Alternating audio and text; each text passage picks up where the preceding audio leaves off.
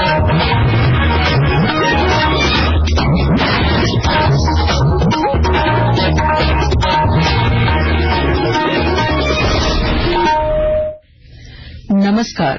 प्रादेशिक समाचार के साथ मैं पूनम करकेट्टा। पहले मुख्य समाचार। अप्रैल में सर्वाधिक 1,87,000 करोड़ रुपए से अधिक का वस्तु और सेवा कर हुआ संग्रह।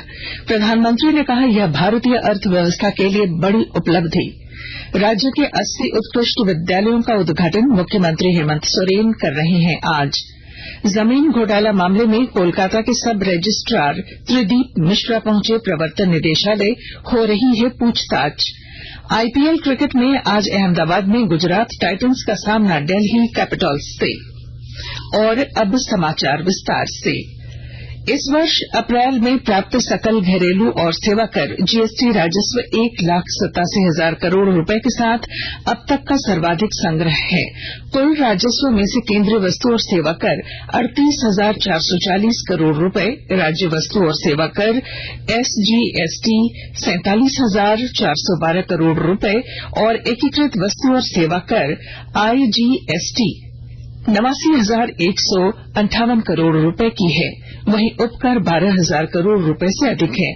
वित्त मंत्रालय ने कहा है कि अप्रैल 2023 का राजस्व संग्रह पिछले वर्ष इसी के समान महीने की तुलना में 12% अधिक है। इस पर प्रधानमंत्री नरेंद्र मोदी ने कहा है कि भारतीय अर्थव्यवस्था के लिए यह बहुत बड़ी खबर है।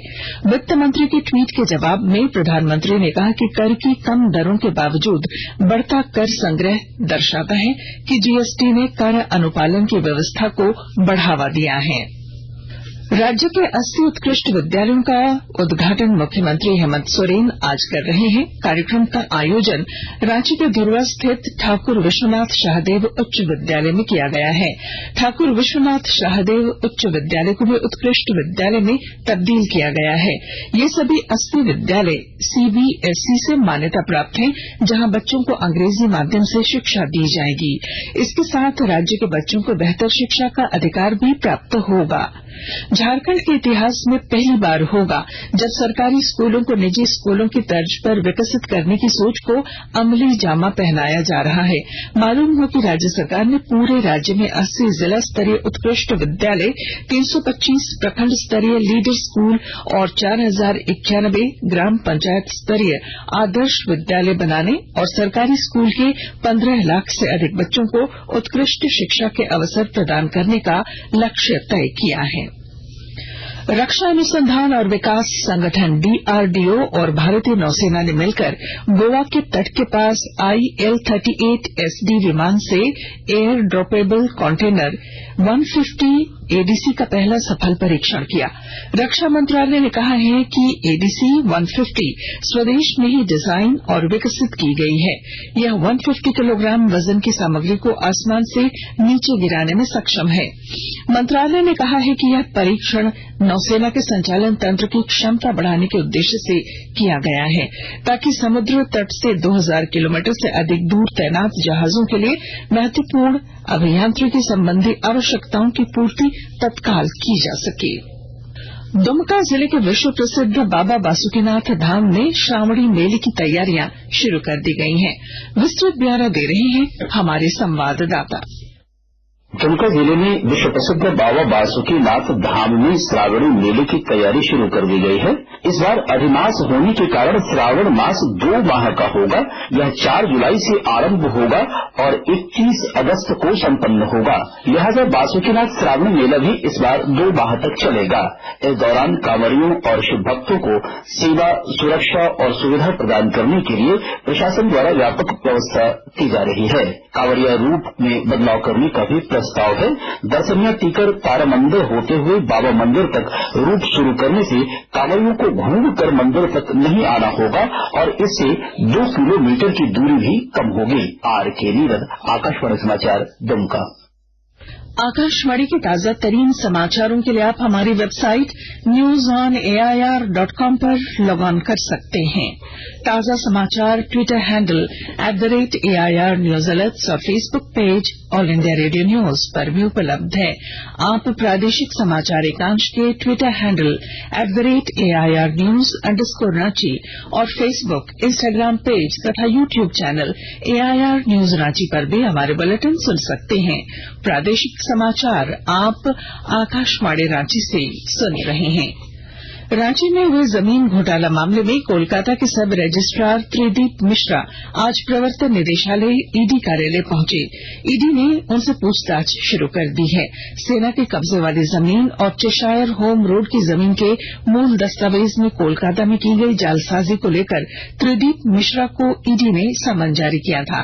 जमीन घोटाला मामले की जांच के दौरान ईडी ने पाया कि दोनों ही जमीन की खरीद बिक्री फर्जी दस्तावेज के माध्यम से की गई है। इसके लिए कोलकाता रजिस्ट्री कार्यालय में रखे गए दस्तावेज के साथ छेड़छाड़ की गई। ये पाया कि फर्जी मालिकाना हक से संबंधित दस्तावेज के आधार पर दोनों जमीन की बिक्री की गई। पद्म पुरस्कार 2024 के लिए ऑनलाइन नामांकन कल से शुरू हो गए हैं। इस साल पद्म पुरस्कारों के लिए नामांकन 15 सितंबर तक किए जा सकेंगे। गृह मंत्रालय ने कहा है कि पद्म पुरस्कारों के लिए नामांकन या सिफारिशें राष्ट्रीय पुरस्कार पोर्टल पर ऑनलाइन प्राप्त की जाएंगी। पुरस्कारों की घोषणा अगले साल गणतंत्र दिवस के अवसर पर की जाएगी। लिंक रेख के विलंब से चलने के कारण ट्रेन संख्या 12836 sir M Visvesvaraya terminal Bengaluru Hatia express train के समय में आज परिवर्तन किया गया है। यह ट्रेन अपने निर्धारित समय 8:50 के स्थान पर 6 घंटे 10 मिनट विलंब से अर्थात दोपहर 3 बजे sir M Visvesvaraya terminal Bengaluru से प्रस्थान करेगी। वहीं ट्रेन संख्या 08607 हटिया संकी पैसेंजर ट्रेन 4 मई से प्रतिदिन हटिया से प्रस्थान करेगी। भारतीय प्रबंधन संस्थान IIM रांची के 80 छात्र छात्राओं का एक दल आज विकास भारती बिशनपुर गुमला इंटर्नशिप के लिए पहुंचा है। छात्रों का यह दल 3 दिनों तक संस्था में रहकर वहां संचालित होने वाले विभिन्न परियोजनाओं और कार्यों की जानकारी लेगा। राज्य में स्कूली स्तर पर खेलों को बढ़ावा देने के लिए शिक्षा परियोजना परिषद ने राज्य स्तरीय खेलो झारखंड प्रतियोगिताओं के लिए वर्ष 2023-24 का वार्षिक कैलेंडर जारी कर दिया है। इसमें कुल 18 खेलों को शामिल किया गया है। परियोजना निदेशक किरण पासी ने बताया कि खेल निदेशालय के निदेशक को पत्र जारी कर खेल कैलेंडर के तहत खिलाड़ियों को तमाम सुविधाएं मुहैया कराने, खेल के लिए स्थान और जरूरी उपकरण उपलब्ध कराने को कहा गया है। कैलेंडर के मुताबिक खेलों का आयोजन 1 नवंबर से शुरू होकर 23 जनवरी 2024 तक चलेगा। सभी 18 इवेंट में कुल 25,416 प्रतियोगी भाग लेंगे। क्रिकेट IPL क्रिकेट में आज अहमदाबाद में गुजरात टाइटंस का सामना दिल्ली कैपिटल्स से होगा। यह मैच शाम 7:30 बजे से खेला जाएगा। कल रॉयल चैलेंजर्स बेंगलुरु ने लखनऊ सुपर जायंट्स को 18 रनों से हरा दिया। 127 रन के लक्ष्य के जवाब में लखनऊ सुपर जायंट्स की टीम 19 ओवर और 5 गेंदों में 108 रन पर ही सिमट गई। पहले बल्लेबाजी करते हुए बंगलौर ने निर्धारित 20 ओवरों में 9 विकेट खोकर 126 रन बनाए थे। मौसम विभाग ने आज और कल राज्य के कई जिलों में ऑरेंज और येलो अलर्ट जारी किया है। मौसम विभाग रांची के अनुसार कई जिलों में गर्जन और वज्रपात के साथ बारिश होने की संभावना है।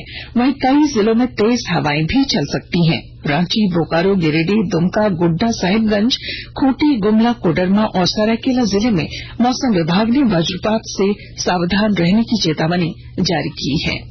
और अब अंत में मुख्य समाचार।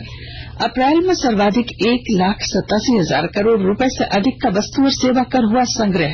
प्रधानमंत्री ने कहा, यह भारतीय अर्थव्यवस्था के लिए बड़ी उपलब्धि।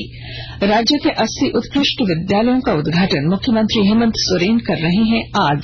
जमीन घोटाला मामले में कोलकाता के सब रजिस्ट्रार त्रिदीप मिश्रा पहुंचे प्रवर्तन निदेशालय, हो रही है पूछताछ। और IPL क्रिकेट में आज अहमदाबाद में गुजरात टाइटंस का सामना दिल्ली कैपिटल्स से।